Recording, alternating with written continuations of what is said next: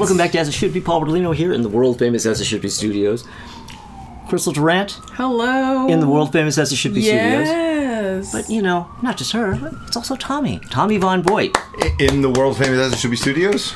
Well, in the garage outside. We'll talk. We'll talk about that later. That's fair. Off camera. That's fair. But, yeah. But, while Tommy is hanging out, you know, not quite in the world-famous As It Should Be studios, we're going to be discussing our favorite albums of 1972. Yeah. Mm-hmm. Yeah. We're chugging along now in the 70s. You know Yeah, I'll say. Year Oh, two. and I get to start. I get to start this one. Ooh, I have the last word. Yep.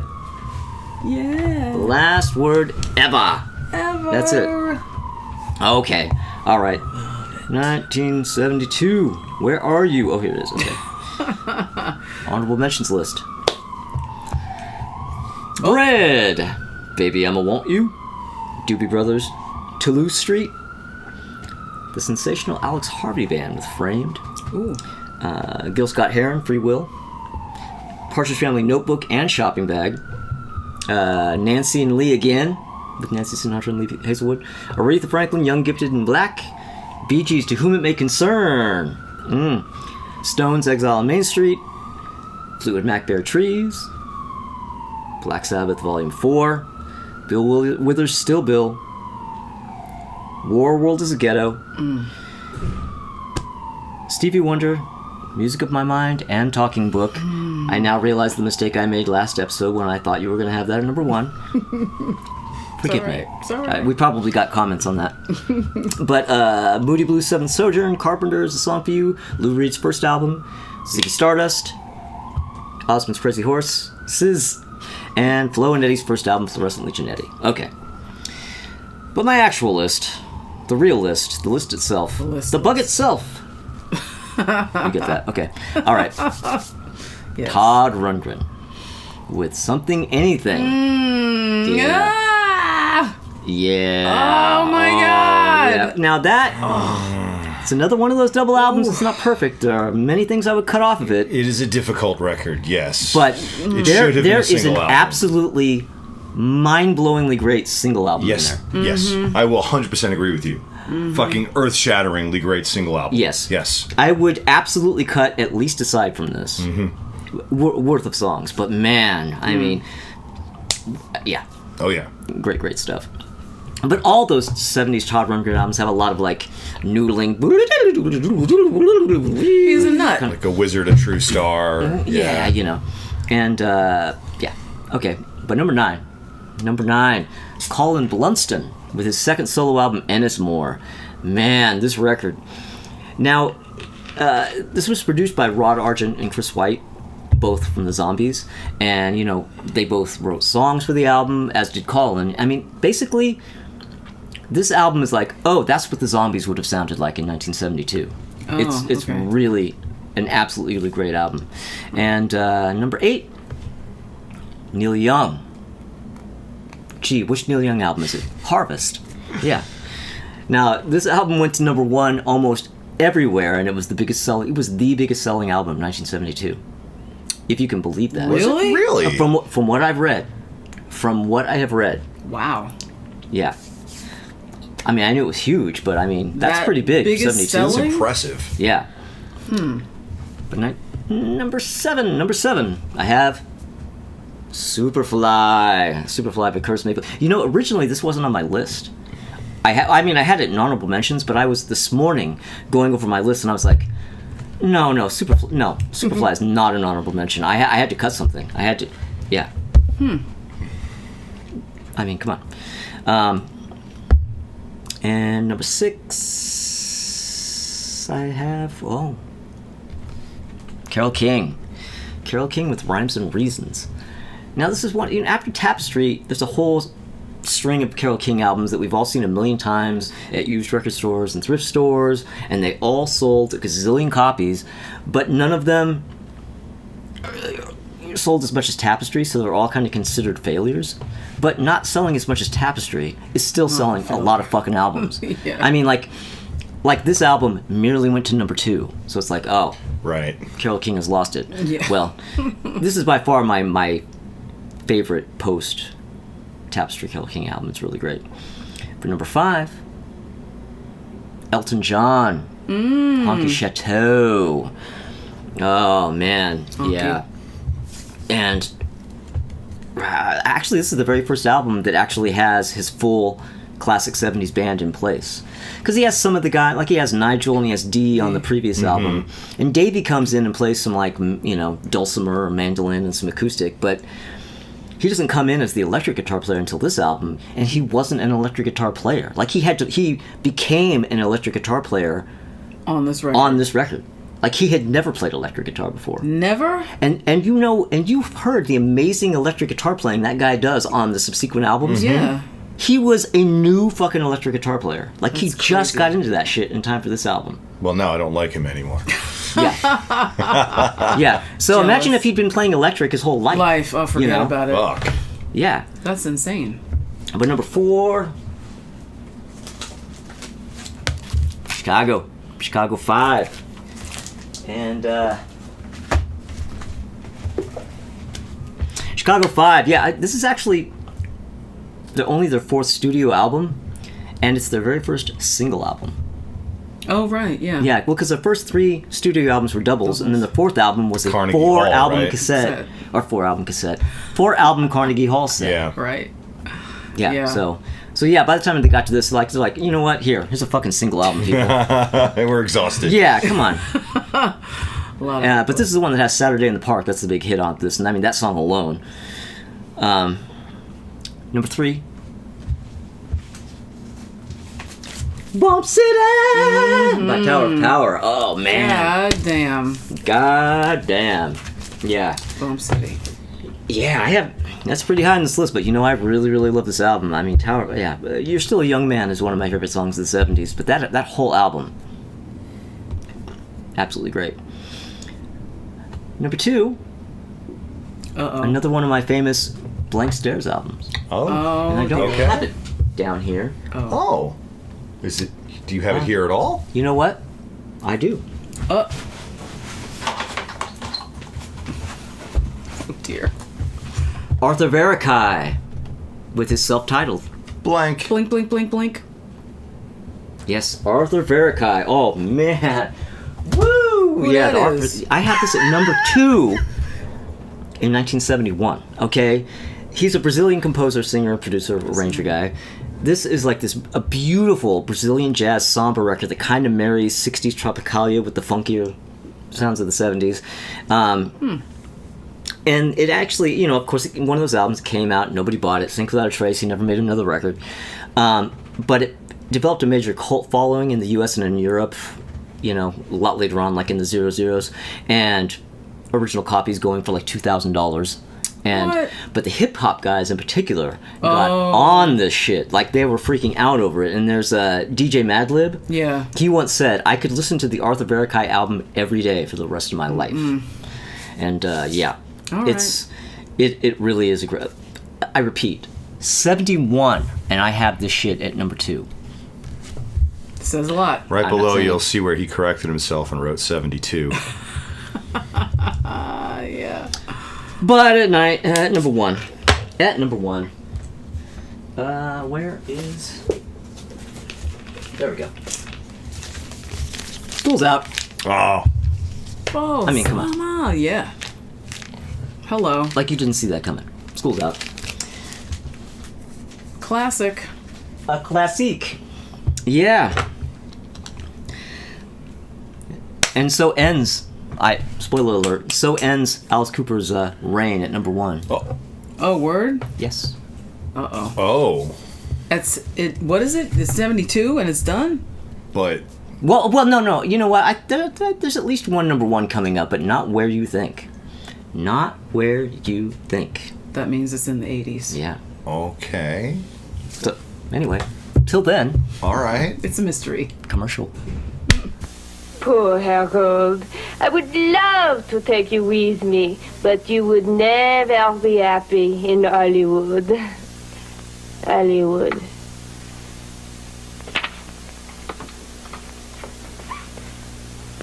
No, Harold.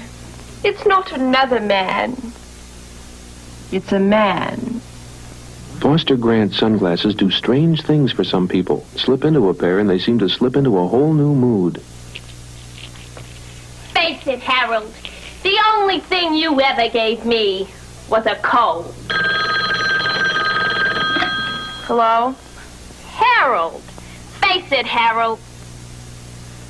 You what? You do? Ah, Harold.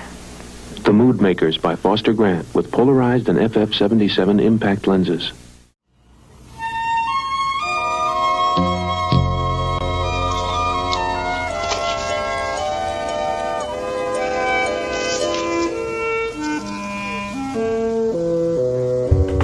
All right, we're back with an improved lighting situation. Hey, look at that. Just in well, time for me. Tommy gets to, you tried the new lighting. Tell us how it goes, right? Yeah, I'll take it for a spin. Okay, so let's talk about 1972, people. Let's have ourselves a conversation. If we must. Okay. Yes. Honorable mentions for 1972. I have some. As you should. As it should be. Todd Rundgren, Something Anything. Uriah Heep, Demons and Wizards. Oh shit! Uriah Really? Heep. Wow. Yes. Deep Purple, Machine Head. Rod Stewart, Never a Dull Moment. Mott the Hoople, All the Young Dudes. Stones with Exile on Main Street. Big Star with #1 record. Moody Blues, Seventh Sojourn. Bee Gees, To Whom It May Concern. Edgar Winter Group, They Only Come Out at Night. Stevie Wonder, Music of My Mind. Stylistics, Round 2. Elf, self-titled. And Alice Cooper, Elf? School's Out. Elf. Elf. Nice work. Who that is? Ronnie James Dio. Oh. Yep. Oh, That's some pre-rainbow. Oh, yes. Okay, pre-rainbow. Got it.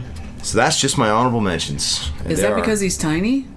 Actually, that is why they called the band the Electric Elves at first, because they were all really short. Oh, And then Kinda they see? small shortened it to faces. just Smarter the than I Elves, thought. and then it became Elf. Okay. Yeah. Yeah, they were apparently all like the same height as Ronnie. Oh, wow. How do you find that many guys in one group that are that little? In upstate New York, no less. I keep In the forgetting he's from 60s. there, yeah. Wow. So, top 10, 1972. Number 10, Elton John, Honky Chateau. Yeah. Number 9, The Eagles' self-titled debut. Oh. Oh. Well. I do, in fact, fuck with the Eagles. Across the board, or is it? Not across Certain the ones. board. I am a selective Eagles fan. Okay. I will not jump fully into the deep end. But Yeah. the Eagles stuff I do like, I really, really like. No long run for you, huh? There's a couple things on the long run I dig, but I feel like overall they were running out of gas then. Yeah, long run. Long run. It's all about the other guys and not the two main guys. Yeah. For sure. But my number 8, the Jackson 5, Looking Through the Windows. Ah, okay. My number 7, it's a tie. Oh shit! A tie. Tommy It's a tie. tie. Tommy tie. We got the Raspberries with Raspberries and Fresh. Oh. I genuinely could not decide between those two records. Okay. Yeah. But do you prefer the scratch and sniff version? I don't have a copy of the Scratch and Sniff Yeah, version. that one's much better. Yeah, that I- one's I- the songs on that one are better than the No, non-scratch. no. and I sniff. unfortunately They all I do smell not better. have a Yeah, they copy smell with better. it. No. Yeah. Wow. I forgot about that. My number 7, an album that gets overlooked in favor of Electric Warrior, and I feel as though this album is far superior. T-Rex with The Slider. I would agree with that. I'm not a T-Rex fan, but I do like those two big albums somewhat, and I do think you're right. That's a Yeah, better one. that is a Yeah. better album. Number 5, Stevie Wonder, Talking Book. Mm-hmm. Number 4, Steely Dan, Can't Buy a Thrill. Oh man, shit. Yeah. Yes. Yeah. See, I didn't even mention that one. Love that Mm-hmm. record. It's so fucking good. Number 3, The Carpenters, A Song for You. Yeah. So many great. The thing about those Carpenters records, we all know all the singles, and every one of these albums has like 4 major hits that you've heard. But there are a lot of great deep tracks on these albums. And also you get a song or two sung by Richard. You also get that. Moving on. Get that. Enough said. My number 2, Volume 4 by Black Sabbath. Coming in hot. Mm-hmm. Hot. Well, my number 1 for 1972, Is by a long shot, David Bowie, Rise and Fall of Ziggy Stardust and the Spiders from Mars. Yes. Makes sense. Holy shit. Makes sense. I love that record so much, it doesn't even bother me that it actually sounds like shit. It does. I'll just put it out there. The sound of that record is quite poor. There are a lot of some of the best albums ever made have that same issue. Yeah. Yes, but you listen past that with Ziggy Stardust because goddamn, I mean that's the reason why, because goddamn. So that's a me for 1972. Well, I cannot fault. See, Every time you say that's a me, I hear that fucking Christmas song in my head, that goddamn Dominic the Donkey. Jingity oh, jing. See, we're on that shit again. I'm huh? sorry, Oh. but that's a me. That's what I hear. Thanks, Tommy. You're welcome. Paul was about to say something very, I very was deep and about to say insightful. something. I was about to say that we're in these years where, I mean, you know, there's certain years where we're really gonna, you know, where we go apart, you know, and Tommy's gonna have this album, and I'm gonna be going, oh my god, you like that album, and I'm gonna say I like this album, and Crystal, Tommy's gonna be like, oh, are you fucking kidding me? But in these years, at worst, we're looking at albums that I'm just not really into. Like, as far as certain albums on the list, maybe I'm not that into it, but like, there's nothing that I don't hate any of these. Like, there's nothing Right. you guys can come up with that I'm like, oh my god, really? You like that? That's just the kind of era we're in right now. It's a bit of a golden period. It's gonna be like that definitely for longer into the 70s. I just wonder how long overall it's gonna last. We'll see. I Yeah. would say until, I'm going to guess, until maybe the mid-'80s. Maybe a little earlier. Maybe. Maybe. We'll see. For We'll me, see. anyway, that's how I feel. We'll see. I'm expecting both of you to get the 80s completely wrong. We'll see. We'll see. We'll see. We'll see. We'll see. Get it wrong. We're also going to see some commercials. All right? All right? All right. It's fast.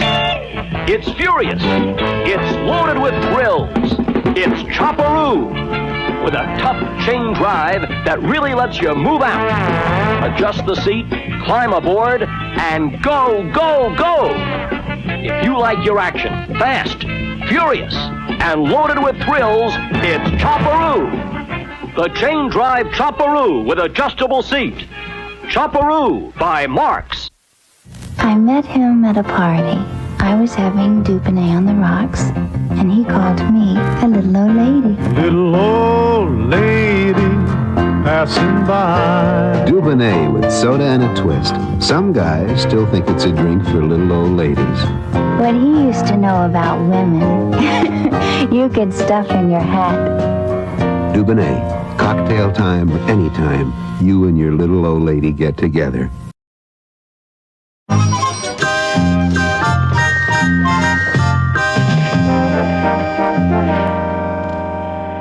Well, okay. Here we are. All Not right. well, all right. It's well, okay. Well, okay. Well, okay.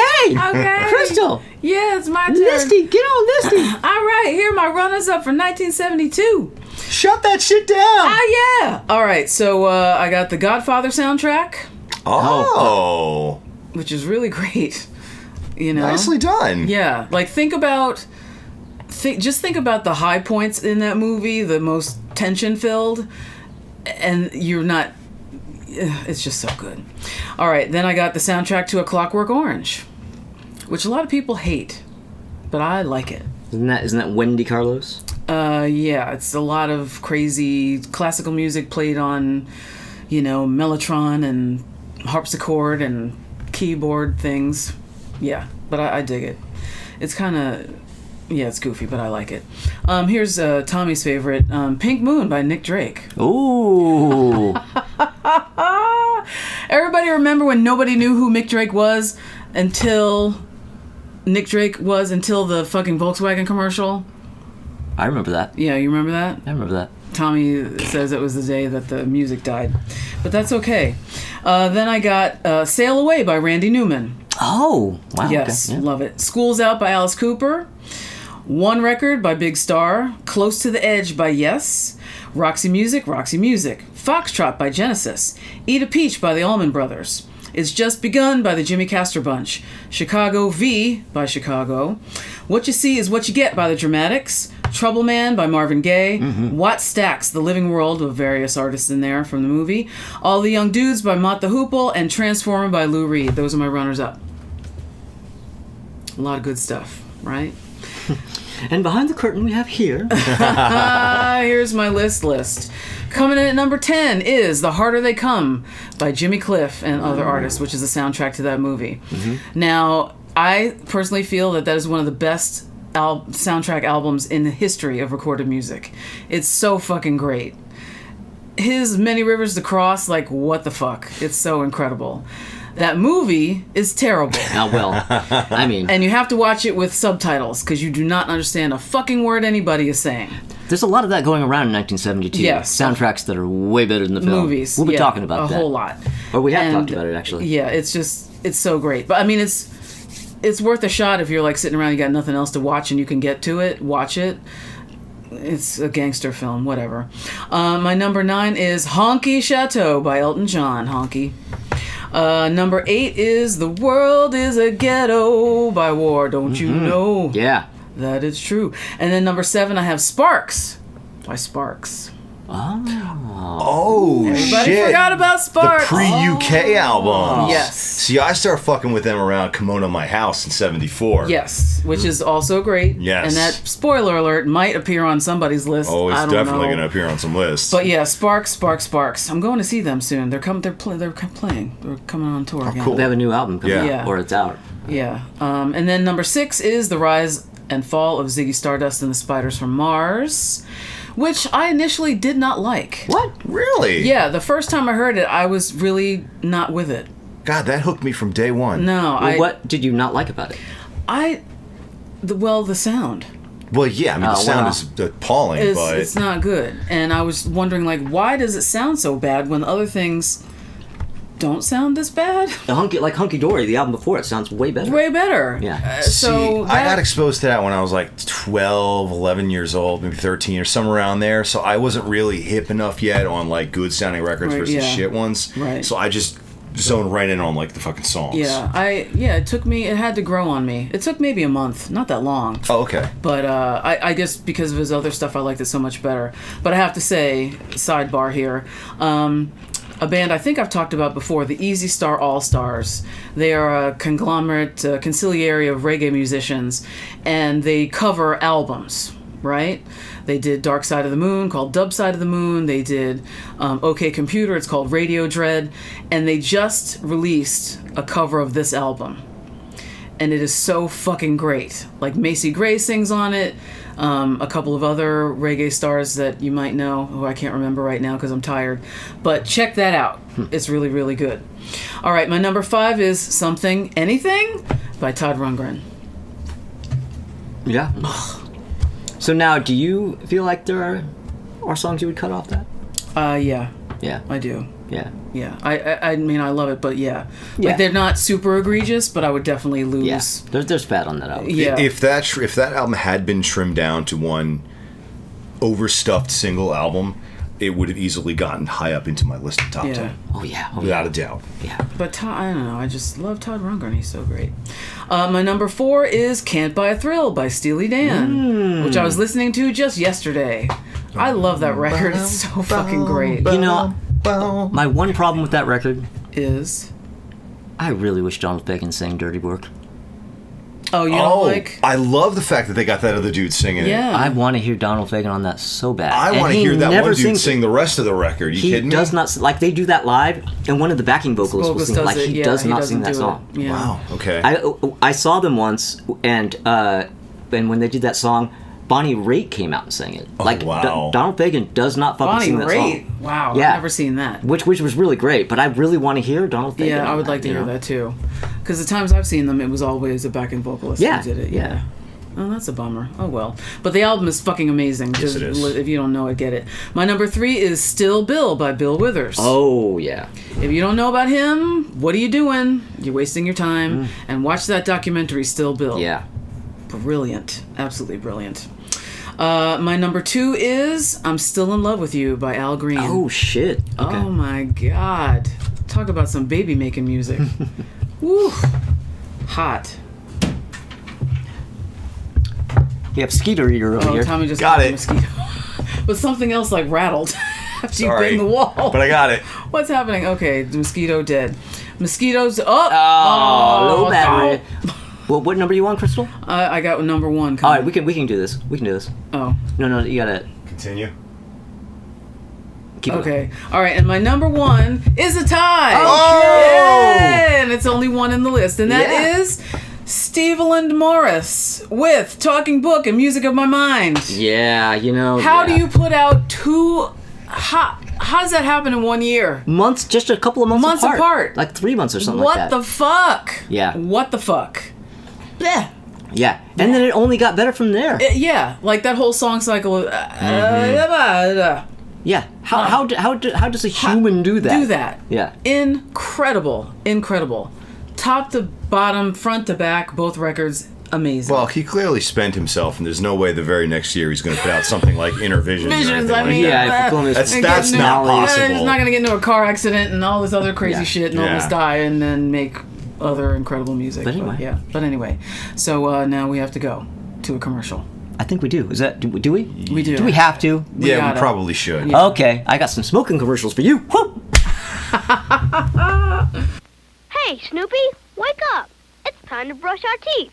Good grief, it's time to brush your teeth with your Snoopy toothbrush.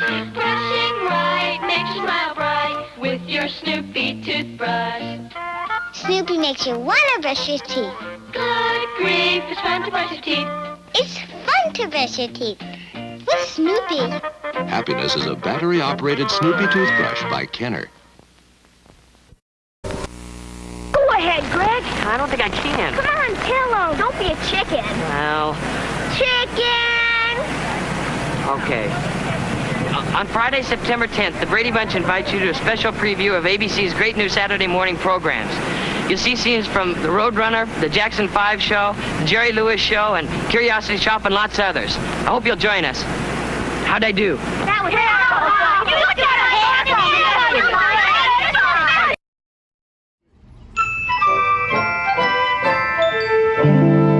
Hate the sound of electric guitars. He's got like the pterodactyls, got Santa in his nest. That's so good. Oh, I love it. Oh, Well, we're back. back. Are we back or something? We are back. We're back. And I don't even know what we're doing now. It's We're your hating now? turn. No. No. Wait, no, I No, went. I think we're hating. Oh, we have we are time to hating? hate. Oh, I was the last word. Yeah. No, we are sorry. hating. It's time know. to hate. It's getting to that point, people. It's time to hate. And it's gonna be really great. How ridiculous was that? Oh, I guess I get to hate first. Yeah, you hate first. you I'm do. sitting here waiting for Tommy to hate, and I realized, no, you guys are waiting for me to hate. You, man, you are the originator. Yes. I'm the original You are hater. the architect. The architect. Yes. That is right. Okay. I have a few dishonorable mentions here and a worst of the year. Starting with 2 albums by Elvis. Oh. Elvis Now and He Touched Me, which is his like the gospel. the gospel record. I mean, he meant Jesus. whatever. Or God or something. Yeah, you know, I'm not big on Elvis, but there's some Elvis that I kind of like. I mean, you know, I don't hate all of it, and I don't necessarily hate Elvis. I'm just not into him. Yeah. But this period, No boy. no.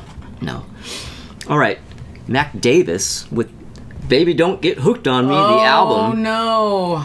Oh, Mac Davis. You know, I hate that song, but I also just generally don't like Mac Davis. You know, he's like a C level art, actor, musician, singer, whatever.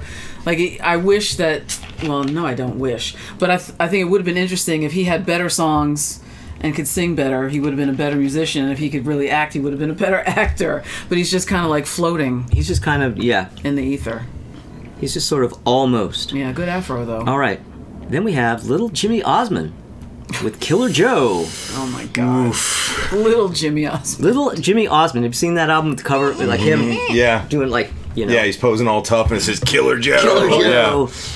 Yeah. Yeah. Yeah, it's a terrible album cover. Terrible album cover. like, Well, his the album name's not itself is Joe. no better. And he looks all of 5 years old on that cover. Right, I yeah, know. but he's going to kick your ass. Get out there and make Well- money.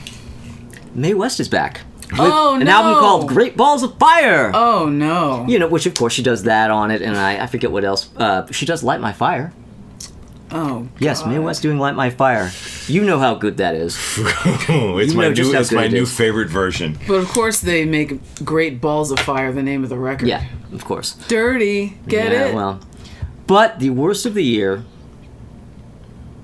Gary Glitter with Glitter. Oh. Yes. Gary Glitter with fucking Rock and Roll Part. You know, Rock and Roll Part 2 is lame, but then the one with the vocal, it's just like yeah. The whole album's terrible. I mean, it's just it's bad. I hate it. Yeah, it's bad. It's bad. It's bad. And also, you know, Gary Glitter is not good. Not He's a good bad. guy. There's that. He's a bad guy. But you know what? I don't really care about that in this instance because I hate Yeah. that record. Yeah. Tommy likes it. No. Tommy likes it. Oh, okay. I was detecting some Look at like his face. "fuck you, I love that album" kind of silence. No. All right. So let's first let's talk a little bit about Gary Glitter here. Okay. Tommy Treatise. Oh, Tommy Treatise. Okay, Tommy Treatise. Sure.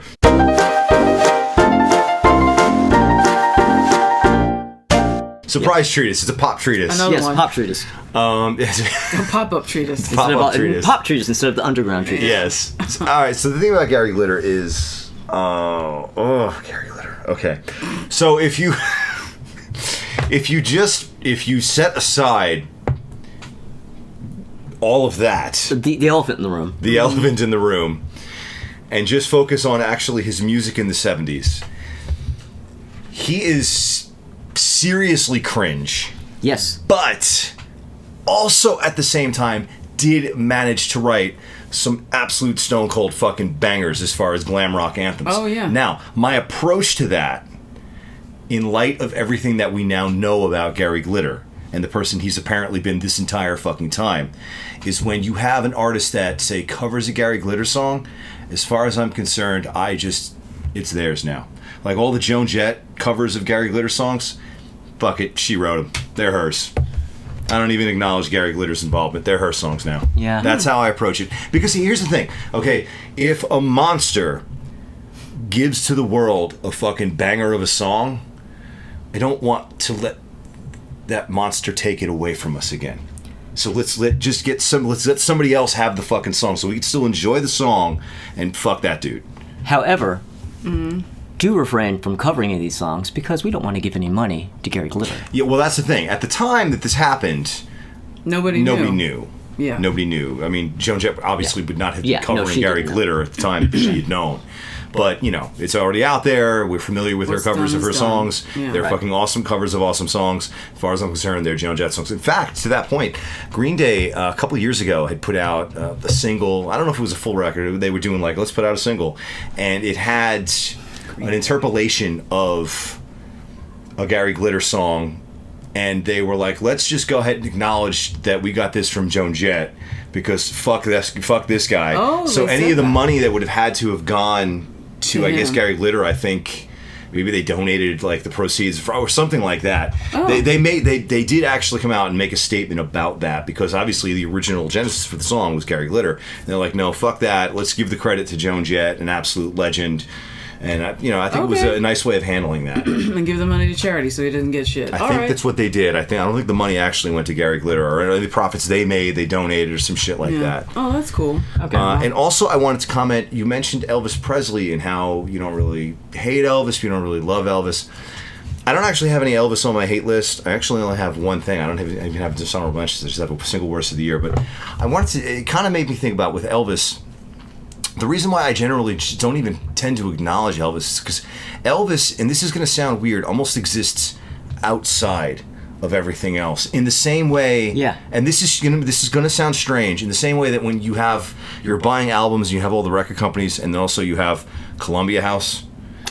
You know, they're kind of existing outside of it in its own thing, or kind of like where you have like the contemporary Christian music market, which is just kind of its own fucking world of its own. Yeah. Or you have normal household products and you have the Amway versions of those products, and that's kind of like its own fucking world. I know these are weird metaphors, but in some ways, like there's all the stuff on the charts, and then there's also all the shit Elvis was doing. Right. And in some ways, it like exists in its own world, followed intensely by people who have their homes filled with nothing but Elvis tchotchkes, and for them, that's the only music there is. Right. I don't know why it is that Elvis hits me that way, but it unfortunately does. No, you know what? I see what you're saying, and I agree. I don't think it's unfortunate. Well, because he does have some stuff that's very good, but I kind of consider Elvis's whole body of work in some ways to me as like other. It's really strange. Yeah. I don't know how that happened, but that's what happened. I don't think that that's strange. I know how that happened. How? The Colonel. Yeah. Elvis wasn't able to do anything he wanted to do. He just had to fucking get led around by the nose by the Colonel, who had no fucking idea of what he should have been doing. Who isolated Elvis in all the wrong ways. Yeah. Mm-hmm. Yeah. Well, that's the result. Elvis wanted to tour overseas. He couldn't. All this shit. But anyway, my actual worst of the year, Nick Drake with Pink Moon. Fuck that guy. Moving on. Who saw that coming? Who knew? I love it. That is funny. Well, all right, so it's my turn. It's you. And I only have one thing. Okay. And it's Exile on Main Street. What? Yeah, I hate it. I really hate it. I can't stand that record. It's just, there's so much nonsense. Yes, there is. You know what I mean? Yeah. Like, coming to the Lord, blah, blah, blah, blah, blah. Now, I do have that in my honorable mentions. It never stood a chance of getting into my top 10 because I feel it is wildly fucking overrated. I think that's one of the worst records they ever put out during that time period. I really hate it. There's a couple of things on there that are so strong to me that I had to at least acknowledge it, but a lot of it is nonsense, and I think the people that just like, Exile is the best song. So fucking overrated, and because of that bullshit is why Crystal probably hates the fucking thing. That's a big part of it. And also, as an artist, the album cover makes me want to vomit. Oh, I hate it. It's not a good album cover. It's hideous. No. Why would you do that? Any of those, I really, really hate it. And it really came into focus for me how much I hated it when I sang in a Stones tribute show a couple of years ago, and there were like 5 songs from that record in the show. Tumbling Dice. And it was, and I don't like Tumbling Dice. It's so boring to me. Yeah, everyone's always like, oh my god. Yeah, but one of the people did that that jungly whatever the fuck it is, and it let's jam, and I was like, oh my god, get me out of here. But I had to stay because I had to sing 2 songs, and I actually left the room. I couldn't take it. Yeah. I don't understand all the heaps of praise that record gets. It is so wildly fucking overrated. And to think that record is sandwiched between Sticky Fingers and Goat's Head Soup. Goat's Head Soup, I think, is a better fucking record than that. That I don't agree with, but I don't think Exile is that great. Yeah. I can't stand it. I like it. I personally could get a really, really great single album out of that. But yes, I will agree with that. Yeah, it's too much Rocks crap. Off. If you that did, opener, I love Rocks Off. That's fucking great. If you did cut it down to one single really kick-ass single record, I still don't think it would have gotten out of my honorable mentions. It's in my honorable mentions for the good shit on there, and I'm kind of just overlooking the bad. The bad, yeah. Yeah. I can't overlook it. Well, totally fair. Terrible. That's fair. What are you gonna do? That's fair. Yeah. And what's also fair? We have a fair, kind of okay commercial coming up. Yeah. Ladies and gentlemen, Rolo Candy presents the Chewy Rolos. There are lots of chewy rollers in the roll for you.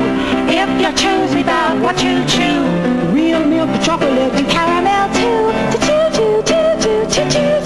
Rolo, chewy caramel, surrounded by real milk chocolate. Delicious, and you get lots in every roll. Rolo. Well, all right. Looks like we've come to the end of another year. We did another one. Banner year, 1972. The end, 72. Well, all right. Now it's vintage photo time. Yeah. So now we have right here in 1972, Crystal with her sister Addie and her mom. Looks like they're at a theme park or something. Yeah, looks like, is that the Tilt-A-Whirl in the background? Kind of looks like it. And Crystal's wearing her smiley face pendant that she loved so much, that she wore all the time back in those days. And here we have me in 1972 fact, I think this is probably at Woolworth, because my grandma worked at Woolworth, and she was one of the managers there, and every time they had a photographer there, she always made sure she got the kids over there for photos. So I have all kinds of these. My sister, everybody, yeah. All right, so there you go, Crystal and me in 1972. But that's okay. That's okay. Because, delirious. Why is it okay? It's okay because we're going to be back with 1973 next week. Yeah, but until then. But before we get to 1973, you have some homework. Yes. You got to listen to all of the records that Paul took out and nobody knows who the hell they are. Yes. We have homework now. I got to listen to that stuff. And Arthur Barakai. Thank you. That's this year? Yeah. Yeah, that was this year. Yeah. And previous, every year's for the last 3 years. Catherine Howe. Mark Eric, yeah. Never trust a guy with 2 first names. But anyway, you need to subscribe and turn on the things that alarms. And then you hear the bell. Yeah. And tell all your friends and leave comments. And, what are your lists? People leave really good lists. Oh, yeah. That's a good idea. Maybe you guys should write some lists. Yeah. Tell us what you like and what you hate. And complain about Tommy cursing. Yes. Complain about her disliking Exile on Main Street. Yeah. Bring it. Oh, we're going to get some... Please. I invite it. Just say what you want. I know that's coming. Yeah. Say whatever you want. I don't care. All right. We will see you next week, 1973. 3. Oh, AC. Doe. Oh. Phew. Good work. Good job, Tommy. I'm a production assistant. Right. We need an intern around here in the world famous Shippy Studios. There we go. All right. 3, 2, 1. Well, all right!